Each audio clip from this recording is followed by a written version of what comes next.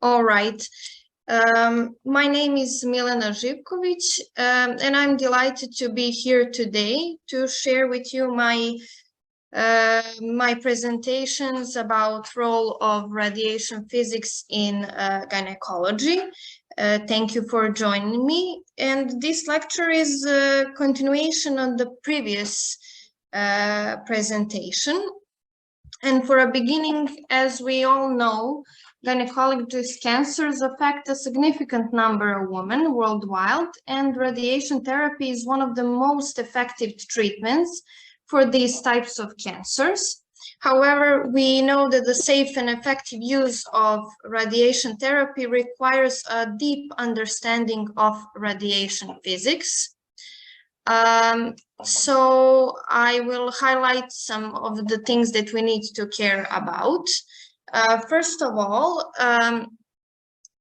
I can point out some cancers that is really important. It has a very good outcome with radiation therapy, and this is cervical cancer, endometrial cancer, and ovarian cancer. And radiation physics plays a big role in delivery of radiation therapy for these types of cancers.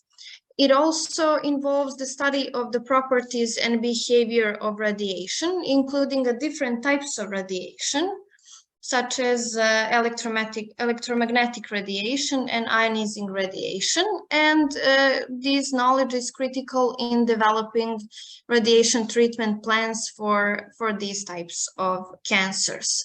I also need to mention that there are a few steps in radiation therapy, such as CT scans, MRE, to create a 3D image of the patient's body, and this image is used to determine the optimal radiation dose and delivery technique.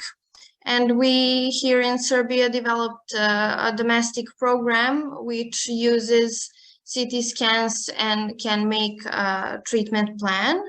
And also, as you heard in previous lecture, brachytherapy is a type of radiation therapy that involves placing a radioactive source directly onto the or near the tumor, and it's often used to treat gynecologist cancers, for example, cervical cancer.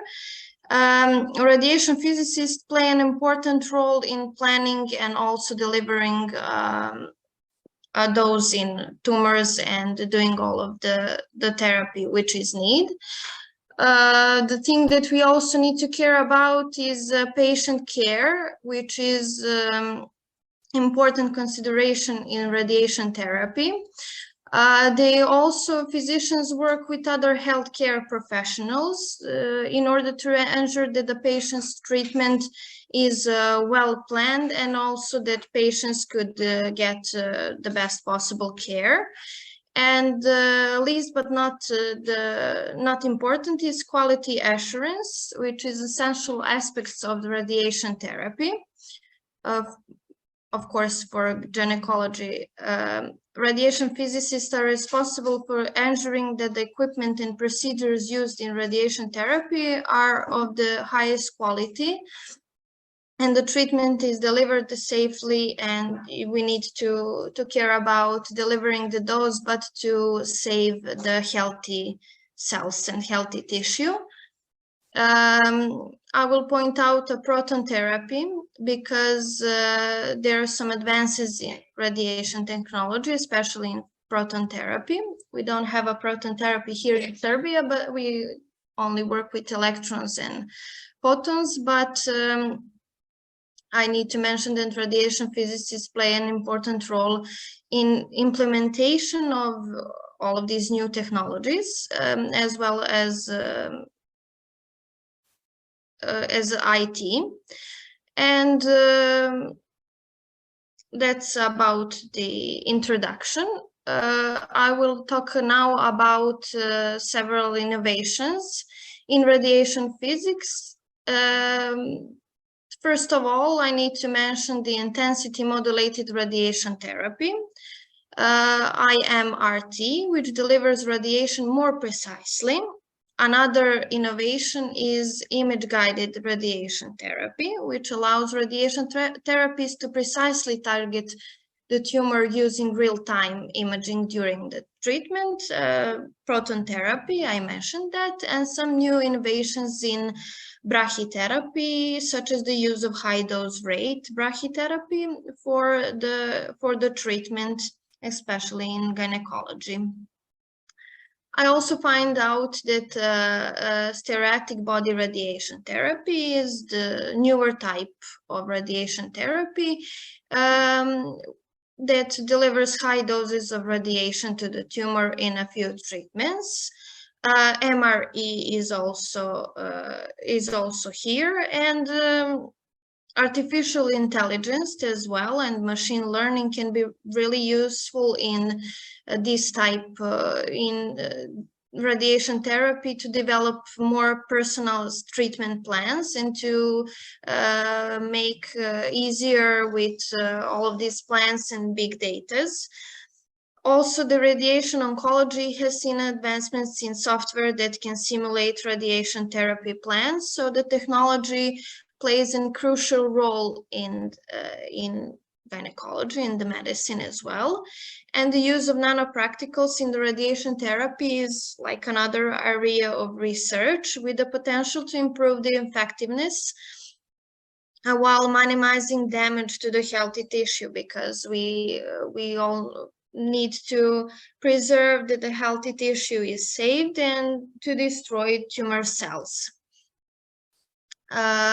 Let's now talk about RFA, the radiofrequency ablation and focused ultrasound and not surgical treatments. It becomes very popular these days because these treatments offer patients a less invasive alternative to traditional surgical options such as hysterotomy or myomectomy, and it's minimally invasive procedures that involves inserting a thin needle into the fibroid and using radiofrequency energy to destroy the tissue. And the procedure is typically performed on an outpatient basis, and patient can return to normal activities within a few days. So these two are promising non-surgical options for the treatment, and I think that's some important innovations in medicine with these techniques. Now I will talk about Monte Carlo softwares because it's very easier when you use computer physics for treatment, because you don't see a real patient and you can do whatever you want. You can set energy or whatever your parameters and like experiment with this. This software is widely used in radiation physics, and it can simulate radiation transport of the particles, and also you can get a dose distribution in the patient's body, in the tissue you select. And it's based on the Monte Carlo simulation techniques, which use a random sampling to model complex physical procedures. And you can have a highly accurate predictions of radiation dose distribution. And you can optimize the treatment plans, which you can get in the clinical centers. It can also be used to estimate the radiation dose which is received during the imaging procedures, and it's very powerful tool in medicine. I need to say that brachytherapy high dose rate is really one of the best examples of use of MCNP software, and this software can be combined with this proton therapy or carbon ion therapy for the treatment of gynecological cancers. By simulating the radiation dose distribution, researchers can assess the potential benefits and also risk compared to traditional radiation therapy techniques. I also need to say that you can use those. There's an examples what you can use. I mentioned evaluation of proton therapy of cervical cancers, and I will also say that those assessment for gynecology CT scans can be done, and the researchers found that the dose delivered to the ovaries, uterus, and bladder, depending on the type of CT scans and the patient's body habitus. And now I will say something about voxelized geometry.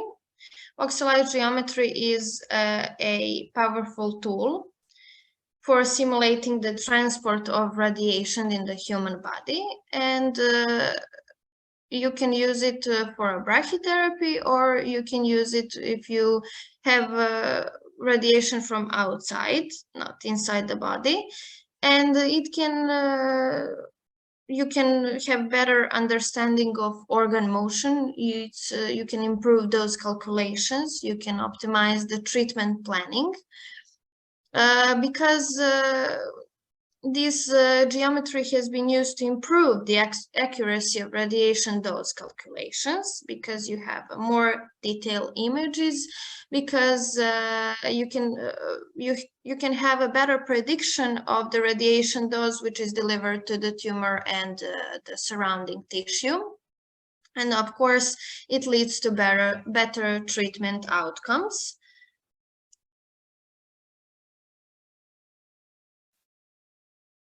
One study that published in the Journal of Radiological Protection aimed to evaluate the impact of fetal radiation during the maternal pelvic irradiation for cervical cancer treatment using voxelized geometry.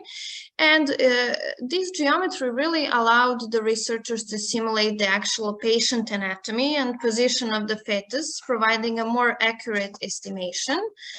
And the results of this study highlight the importance of carefully planning and monitoring during a radiation therapy for pregnant women, because this planning and monitoring, it can lead to better results, or maybe to save more cells of the healthy tissue. And I need to mention our program, which is developed here in Serbia, and this program is FOTELP and FOTELP-VOX, which is a modification of the general FOTELP code. This code can be used in any types of cancers. It can also be used in gynecology cancers, and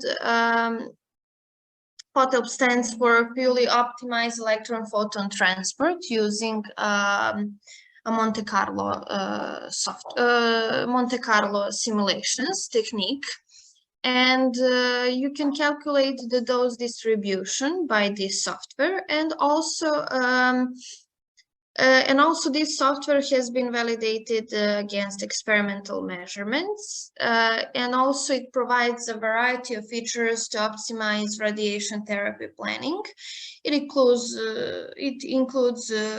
different tools for creating patients' models, calculating the dose distribution. I will show you in the pictures.